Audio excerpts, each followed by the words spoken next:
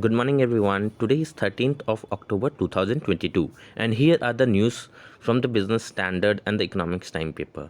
So, the first news is regarding inflation. So, right now, the headline is High food prices push the retail inflation to 5-month high of 7.41% in September. तो inflation में क्या हो रहा है कि basically अभी हमारा inflation level बढ़ रहा है. इन्फ्लेशन क्या है? It is the general increase in the prices of the given baskets of goods. तो और ये जो है हमारे साथ इकोनॉमी को अभी दो प्रॉब्लम एक साथ हो रहा है. पहला कि जो रिटेल इन्फ्लेशन है वो 5-month हाई हो गया है इन सितंबर मंथ में, और दूसरा प्रॉब्लम ये भी है कि फैक्ट्री का जो आउटपुट है वो कॉन्ट्रैक्ट हो गया है. लास्ट अगस्त मंथ में अगर हम देखें तो it has decrease to a low of 17 months. तो इससे कारण क्या हो रहा है? क्योंकि सारी चीज़ों का दाम बढ़ रहा है तो हमें इससे प्रॉब्लम होता है, हमारा परचेजिंग पावर कम हो जाता है. तो आरबीआई इसके सॉल्यूशंस के लिए क्या किया? रिसेंटली हम जानते हैं RBI has been increasing the repo rate. और अगर हम देखें तो डेटा एनएसओ का अगर हम देखें तो सीपीआई इन्फ्लेशन जो है वो इंक्रीज़ हो गया है 7.41% सितंबर मंथ में फ्रॉम 7% पिछले मंथ अगस्त में. ठीक है, तो इन्फ्लेशन बेसिकली ये जो रिटेल इन्फ्लेशन है ये सीपीआई से कैलकुलेट किया जाता है. CPI stands for consumer price index, जो कि क्या होता है? ये एक वेटेड एवरेज होता है baskets of consumers of goods and services का. और इसे हम कैलकुलेट बेसिकली किस तरह करते हैं, जैसे कि जैसे प्रेजेंट ईयर 2022 का के हम कुछ के लिए क्या करते हैं, बास्केट्स ऑफ गुड्स लेते हैं जिसका मार्केट प्राइस लेते हैं based on the price existing in 2022, और उसे हम लोग डिवाइड करते हैं market price of the base year. जैसे 2010 का प्राइस को ले करके कर लिए तो comparing today's price to the base year price, ये हम लोग बास्केट ऑफ गुड्स का करते हैं. और क्योंकि बहुत सारे गुड्स रहते हैं तो हम उसका वेट दे देते हैं गुड्स को. तो इस तरह से हम लोग सीपीआई इन्फ्लेशन को कैलकुलेट करते हैं. और दो तरह का इंडेक्स है हमारे पास, होलसेल प्राइस इंडेक्स और कंज्यूमर प्राइस इंडेक्स. तो दोनों में बेसिकली अंतर ये रहता है कि होलसेल प्राइस इंडेक्स में हम लोग एवरेज चेंज इन प्राइस लेते हैं, जो कि गुड्स जो कि बल्क में क्वांटिटी में होलसेलर्स और पे करते हैं. तो होलसेल गुड्स के लिए इसमें कंज्यूमर्स का कोई रोल नहीं होता है. और ये बेसिकली होलसेल प्राइस इंडेक्स सिर्फ गुड्स के लिए होता है, और कंज्यूमर प्राइस इंडेक्स गुड्स और सर्विसेज दोनों के लिए किया जाता है.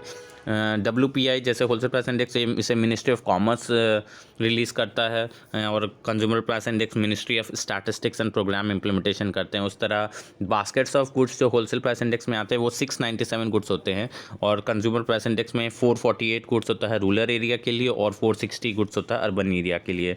उसी तरह होलसेल प्राइस इंडेक्स को हम लोग वीकली बेसिस पे रिलीज़ किया जाता है और कंज्यूमर प्राइस इंडेक्स को मंथली बेसिस पे. तो ये तो हो गया कंज्यूमर प्राइस इंडेक्स के बारे में. और ये जो है अभी बहुत ज़्यादा अप टू 7.41% हो गया है सितंबर में.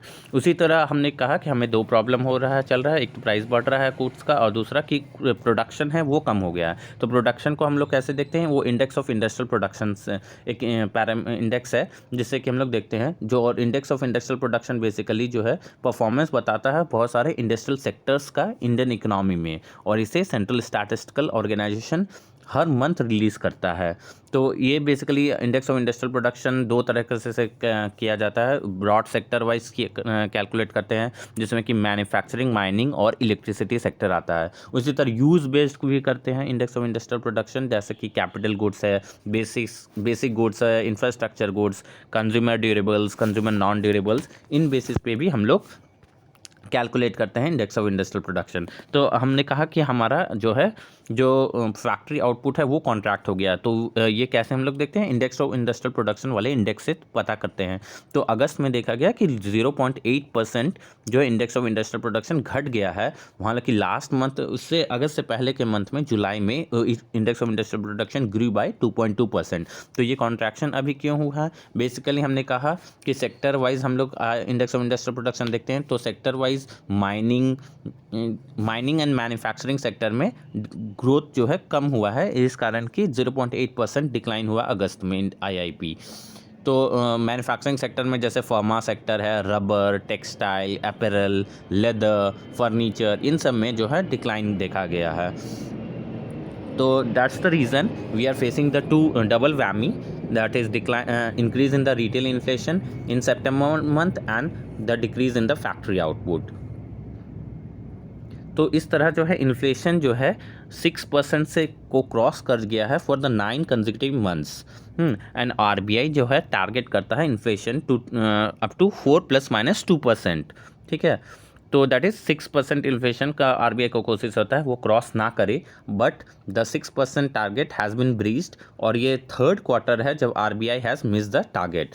और अगर RBI in case target miss करता है तो इसे फाइनेंस मिनिस्ट्री को आंसर करना पड़ता है कि क्यों वो मिस कर गया target for the 3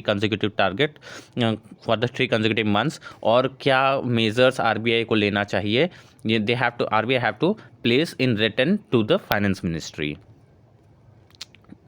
So you can see the food price hikes. Food price has increased. If you see the graph, अगर ग्राफ देखें तो ये ग्रीन कलर का लाइन जो है कंटिन्यूसली ऊपर की ओर बढ़ रहा है।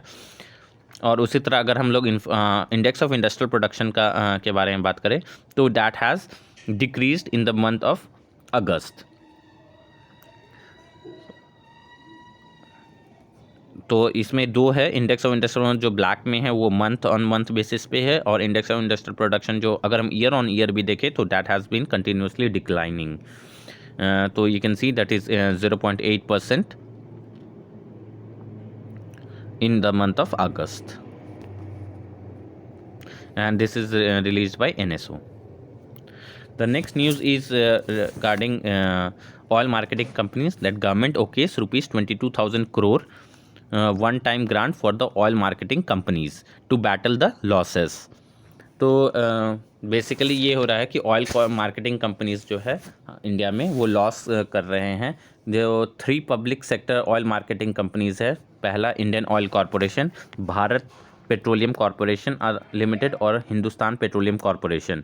तो ये 3 जो है ऑयल कंपनीज़ को बहुत लॉस हो रहा है। बेसिकली क्यों हो रहा है? क्योंकि डोमेस्टिक एलपीजी सिलेंडर्स जो ये सप्लाई कर रहे हैं ये 3 कंपनीज़, वो उसमें उनको लॉसेस हो रहे हैं, क्योंकि जो प्राइस पे जो एलपीजी प्रोड्यूस कर रहे हैं और जो प्राइस पे वो बेच रहे हैं उसमें ज़्यादा अंतर नहीं है। हाँ, बिकॉज़ ये एंटिटीज़ जो है प्राइस ऑफ एलपीजी सिलेंडर्स को उस एक्सटेंट तक नहीं बढ़ा पा रहे हैं because of the government restrictions, वो तो इनका प्रॉफिट लेवल कम हो गया है, मतलब they are running into losses now. और ऑल्सो जो पेट्रोल और डीजल का जो रिटेल सेल है इन पे भी इनको लॉसेस हो रहे हैं। सो प्लस जो पास्ट लॉसेस है अगर हम सबको मिला दें तो कंबाइंड लॉस तीनों एंटिटी का 18,840 करोड़ का हो रहा है, और इनका जो मार्जिन था पेट्रोल डीजल और एलपीजी में वो ख़त्म हो चुका है, जिस कारण कि इनको लॉसेस फेस करना पड़ रहा है। तो government has taken a very good decision that it has given a grant of 23,000, decided to give a grant of 22,000 crore to the entity. ये बहुत ही लार्ज स्केल में काम करते हैं in oil companies, Indian oil companies हो, Bharat petroleum या Hindustan petroleum, and they are not able to increase the price of the LPG cylinder to the extent they should have in order to make profit. So this grant will help these entities to tide over the continuing losses in providing the LPG cylinders. The third news is from the Asset Reconstruction Company and the RBI. That is, RBI revised the asset reconstruction norm, improve governance, may shake up the industry. So RBI जो है बहुत ही strong decision लिया है asset reconstruction company के लिए। तो सबसे पहले व्हाट आर ARCs? ये एक स्पेशलाइज्ड फाइनेंशियल इंस्टीट्यूशंस है जो बेसिकली बाई करता है बैड लोन्स को, NPA को बैंक से खरीद लेता है, या फिर किसी फाइनेंशियल इंस्टीट्यूशन से का NPA को ARC एसेट रिकंस्ट्रक्शन कंपनी खरीद लेता है, और ताकि वो उसे बाद में रिजॉल्व कर सके।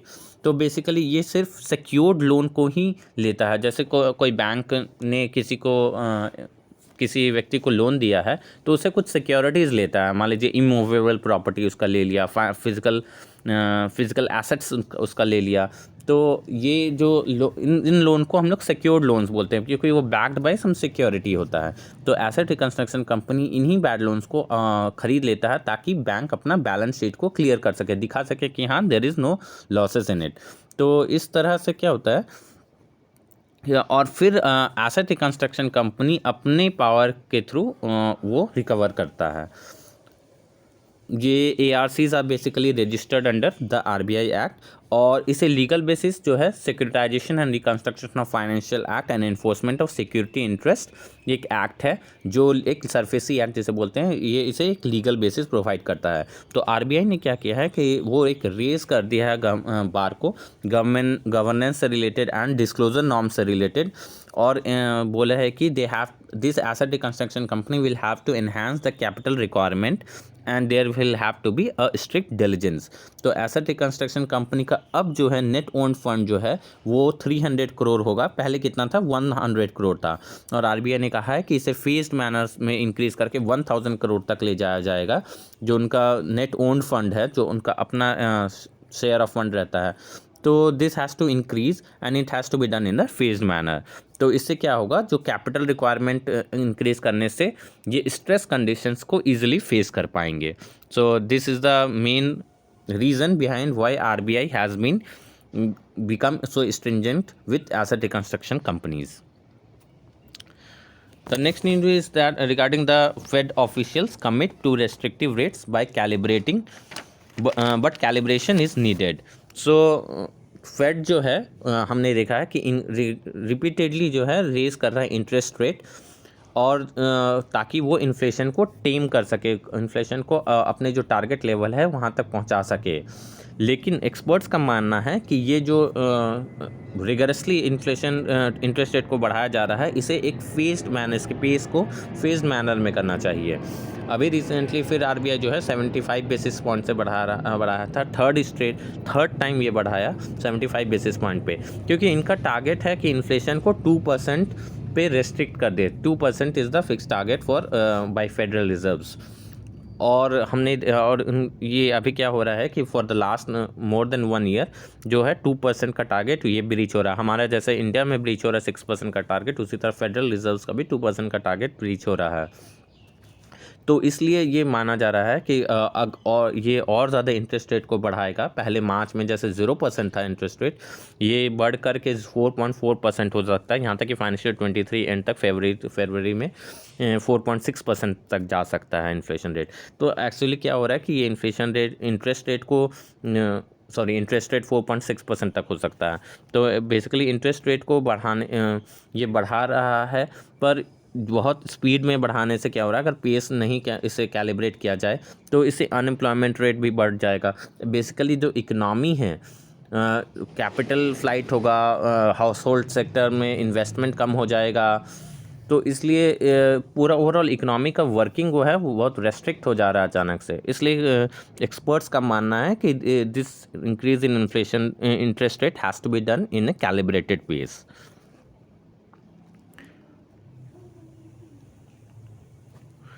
The next news is regarding the OPEC, that is the OPEC has slashed 2022-23 oil demand growth view as economy slows down। तो एक OPEC का मानना है कि जो डिमांड जो है वो 2.64 मिलियन हो जाएगा बैरल्स पर डे, जो अभी जो है 3.1 मिलियन बैरल्स पर डे है, और ये डिमांड जो है प्री पैंडेमिक लेवल इन 2023 तक जितना है। तो ओपेक जो है सितंबर आउटपुट को अभी तो अभी है 1,46,000 बैरल्स पर डे। तो ये डिमांड जो है वो घट रहा है ड्यू टू स्लोइंग इकोनॉमी। वो एक्सपेक्ट कर रहा है कि डिमांड घटेगा ऑयल के लिए because of the slowing economy. जो और दूसरा कि हम लोग देख ही रहे हैं कि रिसेशन आ रहा है, तो of course the economy slowing, और फेड जैसे इंटरेस्ट रेट बढ़ा दिया है, तो everyone is trying to keep the money with themselves, मतलब सेफ एरिया में इन्वेस्ट करें instead of investing somewhere else. Capital flight हो रहा है हर जगह से। तो पहला तो है कि because of the slowing economy. दूसरा रीज़न ये भी है कि चाइनास का जो कोविड-19 कंटेनमेंट मेज़र है, इस कारण भी ऑयल डिमांड में फ़र्क पड़ता है। और तीसरा कारण ये भी है कि हाई इन्फ्लेशन रेट, तो people are cutting their demand. तो अनसर्टेन बहुत ही ज़्यादा अनसर्टेन सिनेरियो है आगे का, और बहुत सारे चैलेंजेस है, challenges related to the inflation rate. फिर there is a changing scenario in the monetary policy, सारे सेंट्रल बैंक्स जो है मॉनिटरी टाइटनिंग कर रहे हैं। तीसरा ये भी एक और प्रॉब्लम ये है कि फिस्कल डेफिसिट बहुत ज़्यादा बढ़ गया है, सॉवरेन डेप्थ है ऑलरेडी बहुत सारे कंट्रीज़ के ऊपर, तो डेफिनेटली ऑयल डिमांड्स पे इस पर फ़र्क पड़ेगा। और लास्ट वीक अगर हम देखें तो ओपेक कंट्रीज़ ने है, ओपेक प्लस कंट्रीज़ ने भी अपना वो लार्जेस्ट कट किया है सिंस 2020 में अपने ऑयल प्रोडक्शन में। तो all this factors has made OPEC slash the oil demands, and therefore they are going to decrease the oil output now. Next news is from the auto industries. There is a very good indication that the shortage in the semiconductors has एमेलियोरेटेड, मतलब जो semi conductors का जो shortage था वो अब कम है। ये basically semi conductors जो है बहुत बड़ा रीज़न था जिस कारण कि ऑटो इंडस्ट्रीज़ को प्रोडक्शन बढ़ाने में दिक्कत हो रहा था। और ये सेमी कंडक्टर बेसिकली कार के AC में यूज़ होता है, रेडियो टच स्क्रीन में, एयर बैग्स में भी होता है, सीट बेल्ट्स में भी यूज़ किया जाता है। तो ऑल दीज रीजन्स के कारण सेमीकंडक्टर्स का शॉर्टेज अगर रहता है तो ऑटो इंडस्ट्रीज़ का मैन्युफैक्चरिंग को दिक्कत प्रॉब्लम होता है। तो क्योंकि चिप का सप्लाई में आराम हो गया है, मतलब आराम से चिप का सप्लाई हो रहा है, तो डिमांड फॉर प्रीमियम मॉडल्स बढ़ रहा है। और ऑफ कोर्स फेस्टिव सीज़न है तो इसके ऑटो प्राइसेस को भी इंक्रीज़ होगा, जिससे कि कंपनी का प्रॉफिट मार्जिन बढ़ेगा। Last news is from the RBI कि जो भी पहले तो सेबी ने ब्रिक वर्क रेटिंग एजेंसीज़ को बैन कर दिया था। ब्रिक वर्क एक एक्सटर्नल रेटिंग एजेंसीज़ है जिसको कि कहा गया था कि 6 मंथ्स के अंदर वो अपना प्रोसेस को वाइंड अप कर दे, मतलब it will not be allowed to rate any company. Brickwork rate नहीं कर सकता है क्योंकि बहुत सारे जो कंपनीज़ जो डिफ़ॉल्ट कर रहे थे नॉन कन्वर्टेबल डिबेंचर्स पे, उसे ब्रिक वर्क नहीं कंसिडर कर रहा था अपने रेटिंग में। तो सेबी ने जब इसे पाया कि it has been doing it regularly, कि वो बहुत सारे डिफ़ॉल्ट को नहीं कंसिडर कर रहा है रेटिंग में और गलत रेटिंग कर रहा है, जिस कारण कि सेबी ने उसे बैन कर दिया लास्ट वीक। तो अब RBI ने भी अपना सर्कुलर निकाला जिसमें कि RBI ने भी रेस्ट्रिक्ट कर दिया है ब्रिक वर्क रेटिंग एजेंसीज़ को, और ये अब कोई भी फ्रेश रेटिंग नहीं कर सकता है। जो कर चुका it's all right, but from now onwards it will not be able to rate any company.